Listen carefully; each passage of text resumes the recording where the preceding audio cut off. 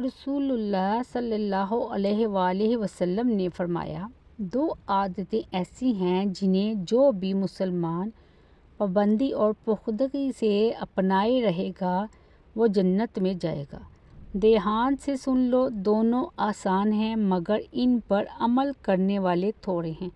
نماز کے بعد 10 بار اللہ کی تسبیح کرے، سبحان اللہ کہے، 10 بار حمد بیان کرے، الحمدللہ کہے اور 10 بار اللہ کی بڑائی بیان کرے، اللہ اکبر کہے۔ عبداللہ بن عمر رضی اللہ عنہ کہتے ہیں، میں نے رسول اللہ صلی اللہ علیہ وآلہ وسلم کو انہیں اپنی انگلیوں پر شمار کرتے ہوئے دیکھا ہے۔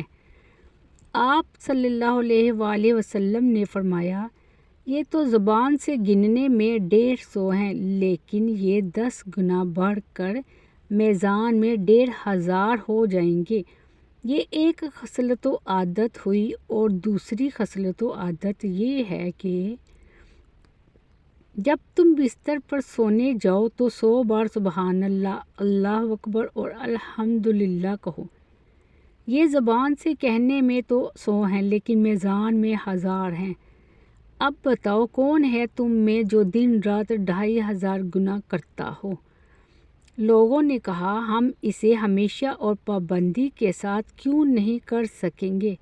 آپ صلی اللہ علیہ وآلہ وسلم نے فرمایا، اس وجہ سے کہ تم میں سے کوئی نماز پڑھ رہا ہوتا ہے، شیطان اس کے پاس آتا ہے اور اس سے کہتا ہے، فلاں بات کو یاد کرو، فلاں چیز کو سوچ لو، یہاں تک کہ وہ اس کی توجہ اصل کام سے ہٹا دیتا ہے تاکہ وہ اسے نہ کر سکے۔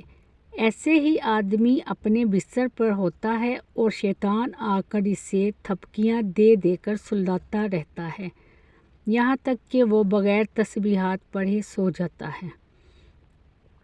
نبی اکرم صلی اللہ علیہ وآلہ وسلم نے فرمایا، کچھ چیزیں نماز کے پیچھے بعد میں پڑھنے کی ایسی ہیں کہ ان کا کہنے والا محروم و نامراد نہیں رہتا۔